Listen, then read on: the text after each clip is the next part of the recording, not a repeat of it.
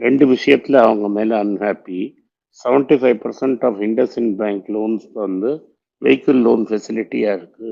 மீதி இருக்கிறது வந்து அன்செக்யூர்ட் லோனா இருக்கு. ஸோ லோன் புக்கை ப்ராப்பரா பேலன்ஸ் பண்ணுங்கன்னு அவர்கிட்ட 2 வருஷமா சொல்லிட்டு இருக்காங்க. அந்த பேலன்சிங் நடக்கலை அப்படின்னு அவங்களுக்கு ஒரு ஃபீலிங். ஆர்பிஐக்கு இன்னொரு விஷயம், காசால அவங்க கான்சென்ட்ரேட் பண்ணாம பல்க் டெபாசிட்ஸ்ல மட்டும் கான்சென்ட்ரேட் பண்ணிட்டு இருக்காங்க. இந்த 2 விஷயத்தினால சுமந்த் கல்பாத்தியா மேல ஆர்பிஐக்கு வருத்தம். இதனால இன்னும் ப்ரெஷர் வரத்துக்கு வாய்ப்பு இருக்கு. IndusInd பேங்க் ஷேர்ல ஆல்ரெடி 20% ஃப்ரம் பீக் விழுந்திருக்கு. இன்னொரு 20-25% விழுந்தாலும் விழலாம்.